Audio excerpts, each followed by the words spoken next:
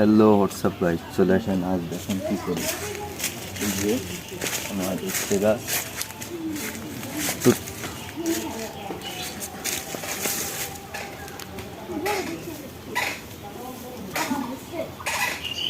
Hello বন্ধুরা, গ্রামেতে থাকি আর সবজি বাগান থাকবে না তা কীভাবে হয়? তো এটা দেখছেন, এটা আমাদেরই সবজি বাগান।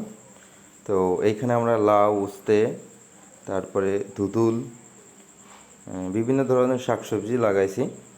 তো আজ আমরা উস্তা তুলতেছি, কারণ আমাদের উস্তাগুলো অনেক দিন হয়ে গেছে আর এখানে পোকাও লাগছে।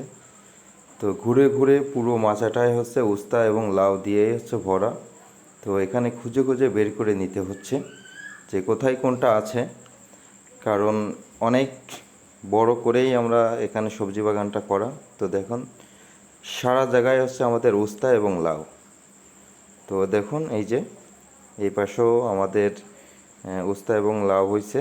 তো আজ আমরা যেহেতু উস্তায় তুলতেছি, শুধু উস্তাই তুলব।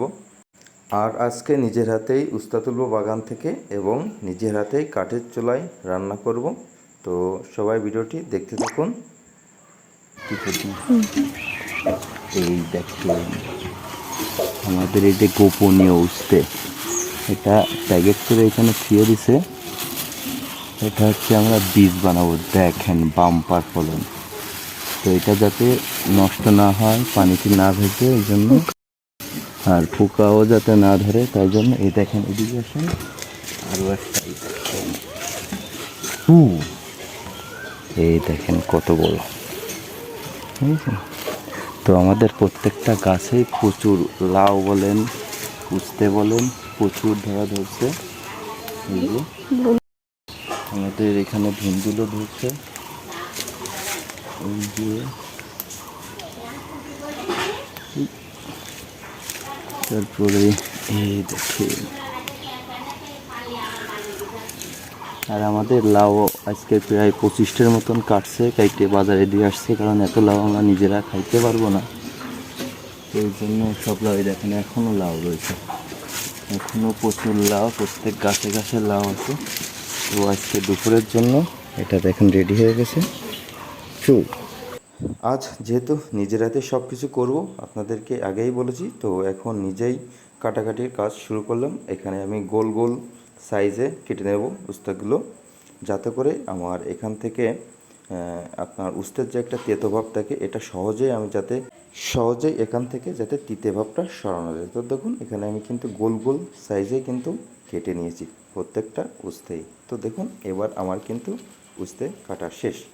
তো বন্ধুরা, এখন সুন্দরভাবে আমি এটা কষলা কষলা কাজ শুরু করব। তার আগেই আপনার নুন এবং হলুদ দিয়ে দেখুন, এটা খুব সুন্দরভাবে প্রায় 20 মিনিট ধরে কষলিয়েছে।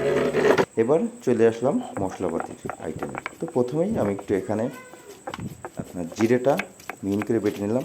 এবার ঝালও আমি বেটে নিচ্ছি, কারণ এখানে আমি সব কিছু আধা জাল তেজবাটা সব কিছুই ব্যবহার করব। এখানে পুরোটা আমি মিহি করতেছি না, তাহলে খাবারের স্বাদটাই চেঞ্জ হয়ে যাবে।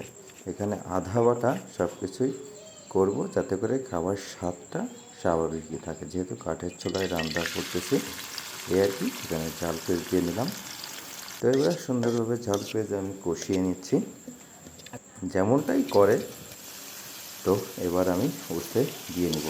তো বন্ধুরা, একটা কথায়, রান্না বাড়া করলে যে মানুষ মেল হয়ে যায় এটা কিন্তু না। রান্না বাড়া একটা আর্ট। তো সবাই ভালো থাকবেন। আল্লাহ হাফেজ।